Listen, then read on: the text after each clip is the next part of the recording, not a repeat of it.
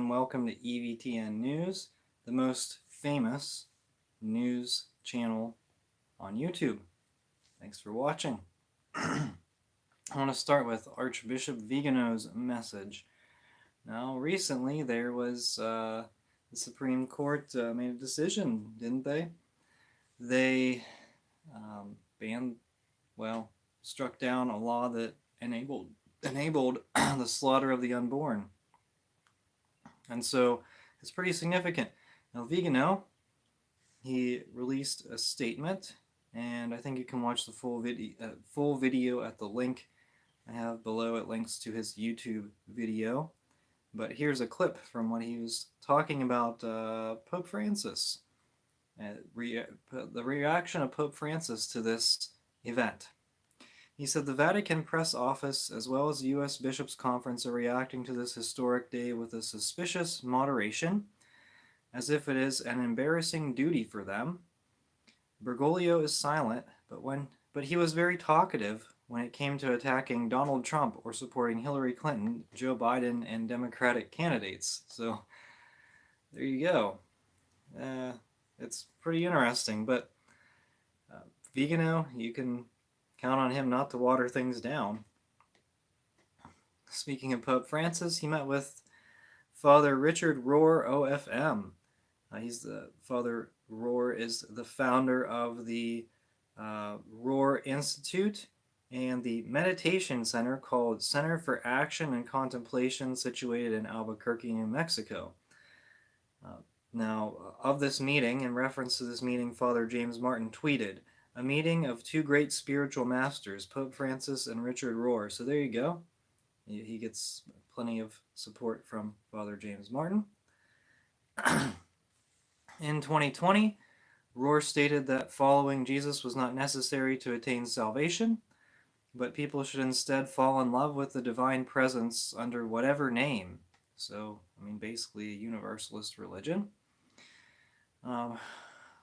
Rohr has also been a keynote speaker at conferences organized by the Heretical Association of U.S. Catholic Priests, more on them later, which promotes women's ordination. Or was that last week's topic? I think that was last week's topic, wasn't it? Yeah, it was. Okay. And anyway, the Association of United States Catholic Priests, he spoke there. Prior to his 2018 appearance at the Association for U.S. Catholic Priests conference, Michael Hitchborn compiled a list of Rohr's dissent from Catholic teaching on numerous topics, highlighting how Rohr had received and distributed communion at an Episcopalian service. Rohr's LMNOP activism has been long-standing. In his contribution to the 1999 book, LMNOP and the Christian Faith, Rohr wrote, "I think God would ask of the LMNOP relationship exactly what God asks of the heterosexual relationship: truth, faithfulness, and striving to enter into covenants of continuing forgiveness of one another." Michael Hitchborn of Lepanto also noted that Rohr also co-presided at a commitment ceremony between two women who, commitment ceremony. Father Rohr's Center for Action and Contemplation hosted a workshop inspired by Starhawk, a self-proclaimed witch and neo-pagan practitioner of goddess worship. Father Rohr was identified as having prayed to Mother God in Mass. Moving on, Bishop Rey in France. The Frères Toulon Bishop Dominique Rey of France has dissolved a small community of traditional Benedictines in Brignoles on June 10th. Canonically, the monastery was an association of the faithful. In April, its superior, Father Alcuin Reed, was ordained a priest without Rey's permission outside France by an unnamed bishop in communion with Rome. The diocese explained that Reed had refused to meet Bishop Rey and didn't disclose the name of the ordaining bishop despite several requests. Rey has previously celebrated at the monastery and had maintained good contacts with Reed for years. And so that's Rey's side of the story. And let me take a quick pause here. See what. Okay. And. All right. So the traditionalist monks responded to Bishop Rey. They said, Father Alcuin Reed's Benedictines responded June 21st to reports that Frey's Toulon Bishop Dominic Rey had suppressed their community. The monks announced they will continue their lives waiting for better times on their property, which is controlled by a civil association. The statement declares that it is false that the monks refused to meet Rey. According to the statement, Reed repeatedly asked to meet with Rey, explaining they missed one summons because it did not arrive until the day after the scheduled meeting, and another because Reed was not in France on the day in question, but apologized and asked to reschedule. Reed promised Rey to offer a solution to identify the ordaining bishop and verify his ordination, but only at a face-to-face meeting. So basically this bishop, what happens is this bishop had, Bishop Rey had traditional sympathies, and then Pope Francis, he canceled Bishop Rey's ordinations, diocesan ordinations. And so what does he do? He suppresses this traditional community. Oh, loyalty to Rome. You say, oh, Pope Francis, how can you justify what he's doing? Really, come on. And the bishop's like, oh, well, I'm just going to cancel this traditional order anyway, even though my ordinations were canceled in my diocese. Okay, give me a break, really. The Archdiocese of Chicago declined to comment on liturgical and doctrinal questions concerning a June 19th Mass at Chicago's Old St. Patrick's Church.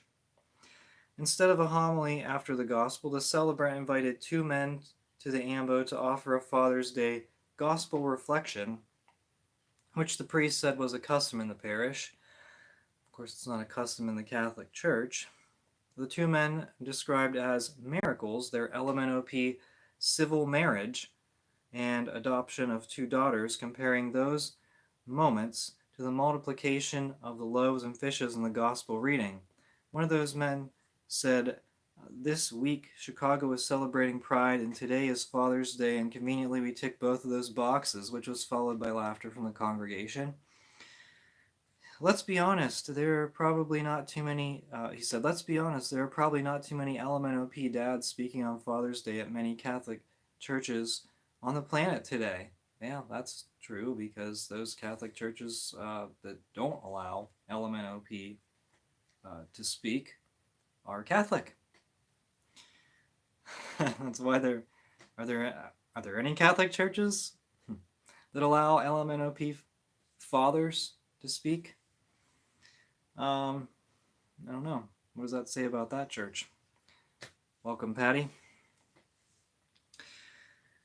Thanks for joining the live stream, everyone. The National Catholic Register, he said, some trads reject Vatican II. And this was an article, it was called Pope Francis, Vatican II, and Restorationism. The round table was, it featured John Cavadini, he's a theologian, at University of Notre Dame. Stephen White is the executive director of the Catholic Project at the Catholic University of America. And Larry Chapp is a retired professor of theology who now owns and manages the Dorothy Day Catholic Worker Farm in Pennsylvania.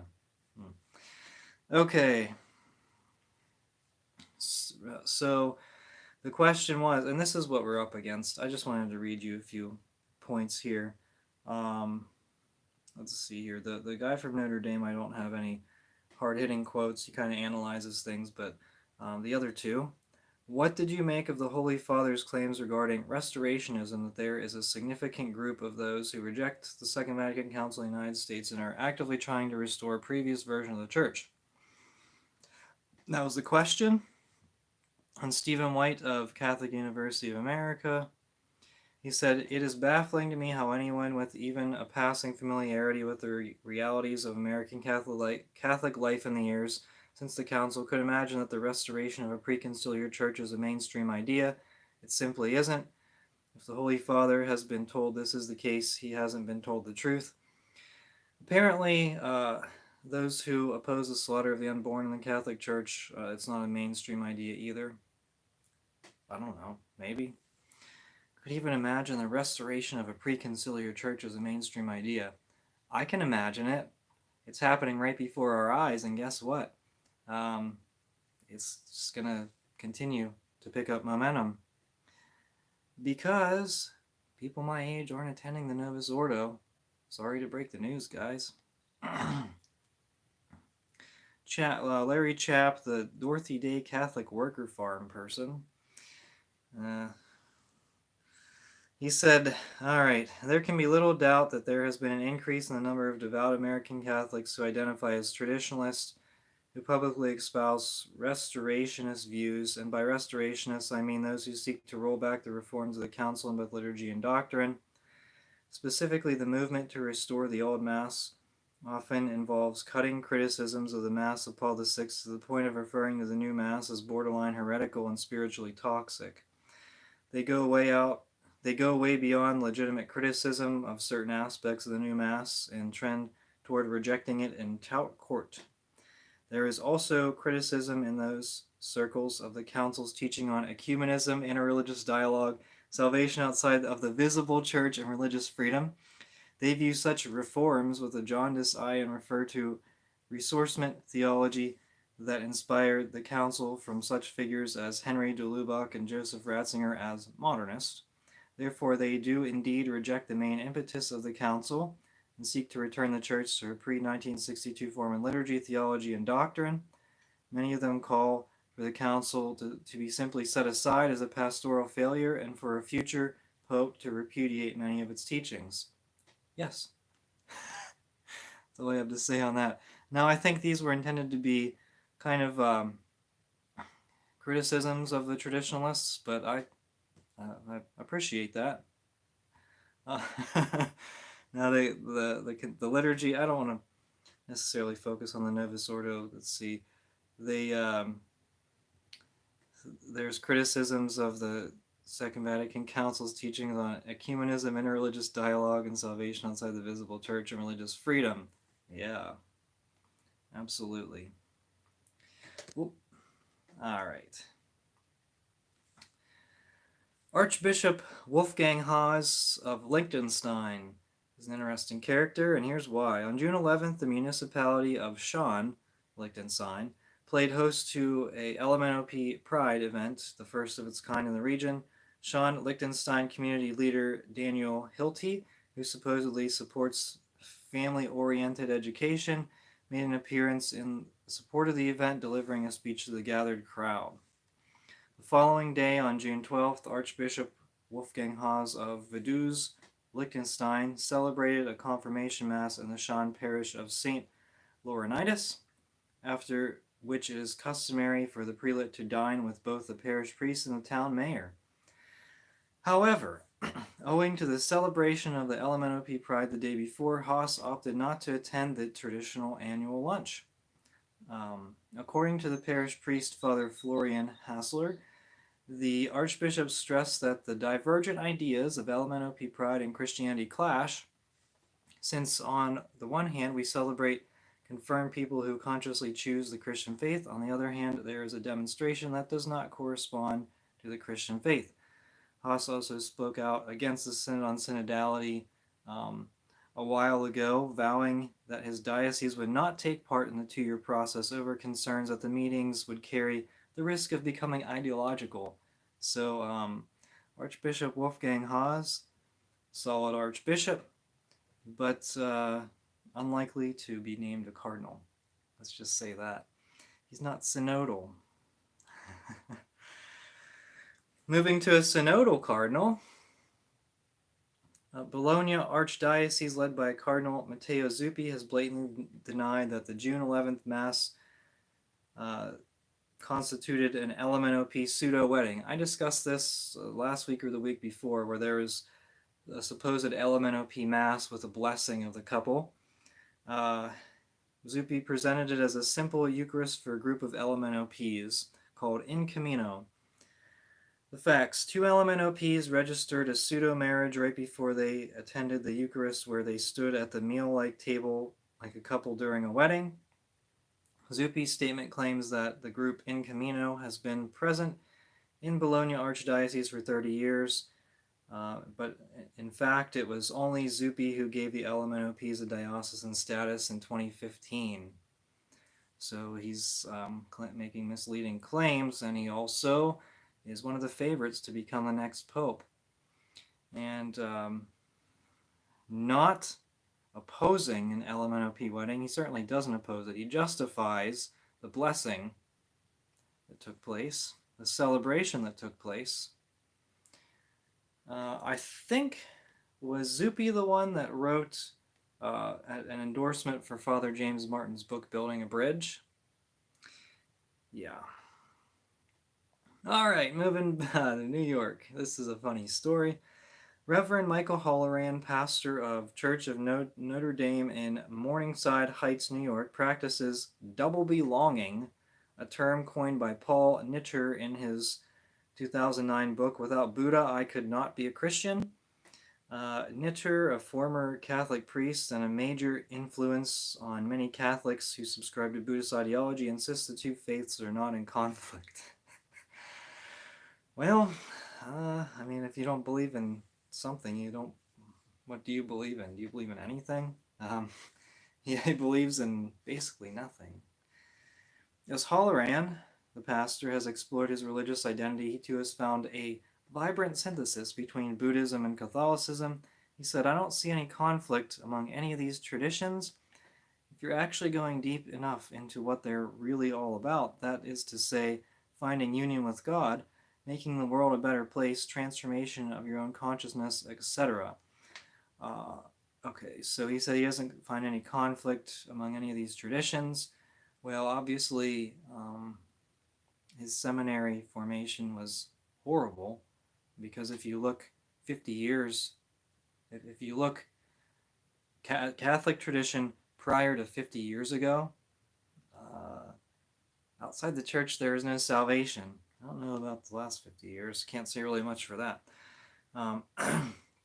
Holleran, he was raised Roman Catholic on Long Island. He joined the Jesuits at Fordham University, where he also first learned about Buddhism in a course in world religions. Of course, he's a Jesuit, and of course he learned about Buddhism at a Jesuit university. The New York Archdiocese did not reply to requests for comment about whether double belonging is something it supports among its priests. This was from religionnews.com. And so you would think that the Archdiocese, if they're, concerned about preaching Catholic faith, then they would condemn this practice, but instead they let a Jesuit just kind of do his own thing. And he's not the only Jesuit in New York, the Archdiocese of New York, who kind of does his own thing and deviates from Catholic teaching. There's another famous LMNOP. Well, actually, they have multiple LMNOP priests there in New York. But this doesn't seem to mean anything to the Archdiocese. Oh, okay. So the Association of United States Catholic Priests news is next. I talked about them a little bit with Father Richard Rohr, but now the meeting, the organization of Association for United States Catholic Priests held its annual assembly, this time in Baltimore, Maryland, June 20th to 23rd. They support women's ordination and a lot of heretical LMNOP stuff. In fact, in the press release it said, AUSCP, Association of United States Catholic Priests, honors grandmothers for lifetime ministry in parish and community. Honors a grandmother for lifetime ministry in parish and community, pastor who welcomes immigrants and LMNOP Catholics, and the co-founder of New Ways Ministries. So they're celebrating the heretical, founder of the heretical organization New Age Ministries, which supports the sin that cries out to heaven for vengeance, sodomy, and so that's terrible. But okay, they said that they will honor 3 individuals with the St. John the 23rd Award to be presented at the Assembly in Baltimore, June 20th, 23rd. Named in honor of Pope John, who called Vatican II into session, the highest award of AUSCP will be presented at the Assembly Banquet Wednesday, June 22nd. I want to just go over some of the Assembly schedule. So this was Monday, Tuesday, Wednesday, and Thursday. So Monday, everyone's getting there. They had a retreat from 10 a.m. to 12 noon on Monday, and then at 7 p.m., no Mass. 7 p.m., they had the first keynote, Bishop John Stowe, Lexington, Kentucky. What a shocker. Bishop Stowe supporting heresy. And I'm really surprised he hasn't been named an archbishop. You know, with a radical like Cardinal Mueller, I mean, some of these bishops, they kind of hide their support of LMNOP or anti-Catholic, women deacons. Bishop McElroy doesn't hide it. His is out in the open. Bishop Stowe is exactly the same. I don't think, as far as I know, Bishop Stowe hasn't publicly supported women's ordination, but he'll get there. His speech is called Fratelli Tutti, the Magisterium of Pope Francis, and its challenge for the U.S. Church. Oh, it is a challenge because there's Catholics in the United States Catholic Church, so that would be a challenge. Tuesday, June 21st, they had a 7 a.m. Mass, in parentheses, optional participation. There you go. A gathering of Catholic priests with optional Mass. But there is a morning prayer led by a sister, religious sister, so there you go. That's just as good, right? 9:30 a.m., second keynote, Father Dan Horan, OFM. Yeah, he's rotten. He's awful. Take McElroy, and he's basically a priest of a high priest of the Democrat Party. All right. His title is the title of his speech: Dreaming with the Spirit, Theological Imagination, and the Challenges of Pastoral Ministry Today. Well, most of the theology he believes is imagination because it's not Catholic. Okay. And then the Tuesday 2 p.m. business meeting, they had working groups, so it was breakout sessions. The 3 options are Vatican II, gospel nonviolence, or anti-racism. Wow, if you're a leftist heretic, any of those would be a great session. How can you choose between any of them? Wednesday, they had a third keynote from Mary Novak. I don't know, she must not be anything. I don't know what her credentials are, but obviously not a priest, but they're probably hoping she will be. Okay. Oh, the title of her speech is Decenter and Transcend. So that's kind of like a New Age prayer type of thing. It's a priesthood for the healing of our church and world. So you have a woman giving a speech on the priesthood. Okay.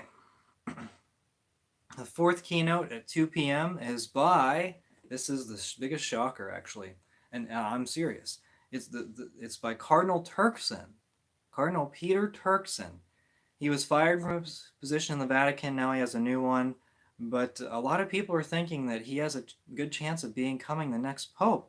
And he's speaking at this heresy conference of heretical priests. The title of his speech is Renewing the Spirit of Vatican II is Essential to Our Path to the Future. And so you would think by going this far left, Cardinal Turkson is he's showing his true colors. And it's really kind of sickening. Okay, so at the schedule here, this is interesting to note. 4:15 p.m. Assembly Mass. So that was really the first Mass that they're kind of encouraging everyone to attend. And because the last one was 7 a.m. So if you want to sleep in, you can skip Mass. That's fine. But 4:15 p.m. Assembly Mass. And then 5:30 p.m. cocktails. So the mass is gonna last maybe an hour 15, maybe, and then you'll have cocktails. There you go. That's the whole point of the organization, right? It's the cocktails are important. All right, and then Thursday they had an optional mass again at 7 a.m. and during the same time as the buffet breakfast, 7 to 7:30. All right, so what, are you gonna just like watch mass while you're eating your breakfast or what? All right. So anyway, I thought that was really interesting. Cardinal Turkson. They say a lot of people are saying we need an African as the next pope, and if you want an African as the next pope, you're going to get Cardinal Turkson. Pretty good chance.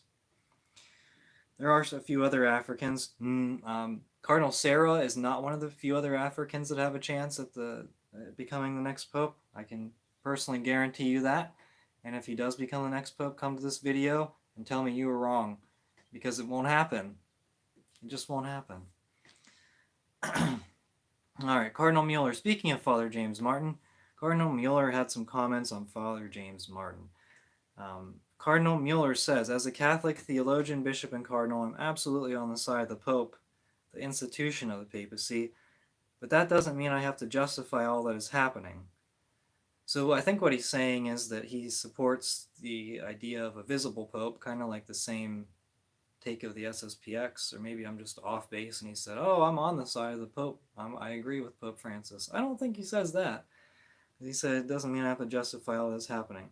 He says, but this is absolutely clear, and no one can change the doctrine of the Catholic faith, that LMNOP behavior is a grave sin. All forms of sexuality outside of legitimate matrimony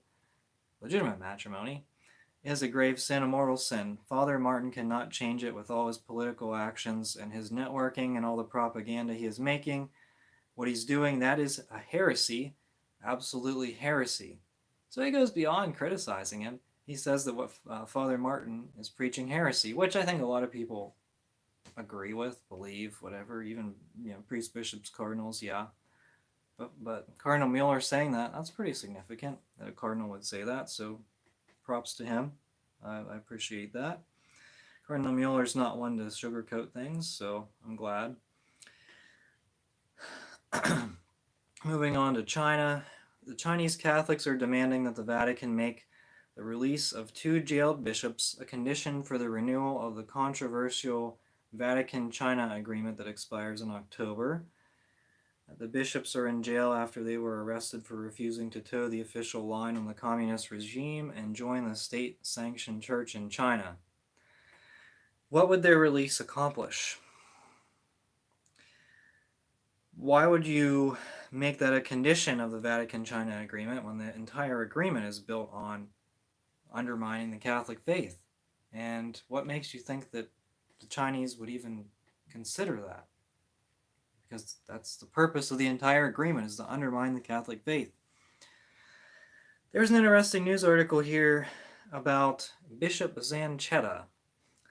He's serving jail time for harassment, abuse, I don't know. Anyway, on Thursday, several Argentine outlets reported that the Spanish canon lawyer Javier Belda Iniesta, who defended Bishop Gustavo Zaccatta during his ecclesiastical trial, a secret process, the results of which have never been revealed, is now in Oran, Zaccatta's former diocese, investigating the priests, deacons, and seminarians who testified in the civil trial against the bishop.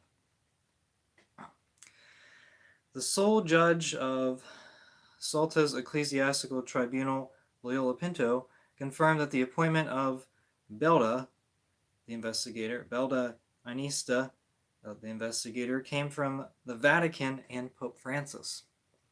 So let me just summarize this. Zaccatta, his defense attorney, is now investigating priests who testified against him, and this canon lawyer was directed by Pope Francis to investigate these individuals.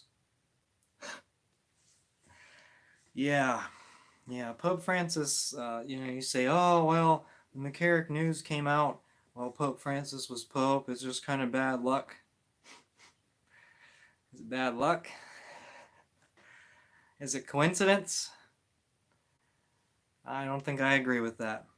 I mean, the more predators that Pope Francis covers up for, the less and less it seems believable that he's just bad luck. There's just a coincidence that all of this information is coming out while he's Pope. Well, I mean, if he didn't shield the predators, then he wouldn't be dealing with the fallout. Pretty obvious. You guys know it. Alright, thank you everyone for watching the live chat. Okay, Patty, he said about, I think, he said about the Mass in Chicago, where they allowed the LMNOPs to speak. He said, I saw those two freaks disgraceful. There you go. You know, it's funny, now that they're live streaming these masses, now that they're live streaming any of these crazy masses where they're letting lay people give the homily, or I had one several weeks ago. I did commentary for a crazy Novus Ordo several weeks ago. A lot of people are watching it, and they probably found it disgraceful or entertaining, or both. I thought it was pretty funny, actually. I laughed because what else can you do? When they're singing, I don't want to spoil it for any of you that haven't watched it. When they're singing, I'll say popular music. It's pretty funny. Go watch it if you haven't. It's on this channel just a few weeks ago. Just watch it. It's 20 minutes of your time. You'll really appreciate it if you haven't watched it. Or watch it again if you need another laugh. You know?